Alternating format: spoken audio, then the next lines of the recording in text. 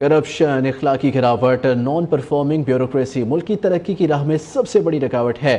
منہاج القرآن انٹرنیشنل کے صدر اور ماہر معیشت ڈاکٹر حسین محی الدین قادری کہتے ہیں پاکستان کے اندر سب سے زیادہ جس چیز نے نقصان کیا ہے وہ کنسسٹنسی آف پالیسی کی عدم دستیابی اور بیڈ گورننس سسٹم ہے۔ مزید تفصیلات جانیں گے bureau chief new news doctor عبد الرحمان اسامہ کی رپورٹ میں۔ خیال میں ہر ذی شعور پاکستانی کے زبان میں اور دل میں یہ سوال ہے۔ بنیادی طور پر ممالک کے اوپر قرضے ہوا کرتے ہیں۔ جب ممالک کی بنیاد رکھی جاتی ہے تو پہلے دن سے وہ مستحکم نہیں ہوتی۔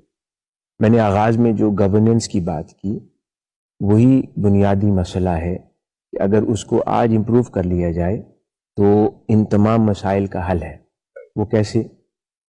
سب سے پہلی چیز ایک جملہ ہے، میں چاہتا ہوں اگر اس کو ہم ذہن نشین کر لیں اور ہماری آڈینس آج کی اس ڈائلاگ کے ذریعے اپنے ذہنوں میں بٹھا لے، کنسسٹنسی آف پالیسی، دس از دا کی، جو قوموں اور ممالک کو بناتی بھی ہے اور قوموں اور ممالک کو تباہ بھی کرتی ہے۔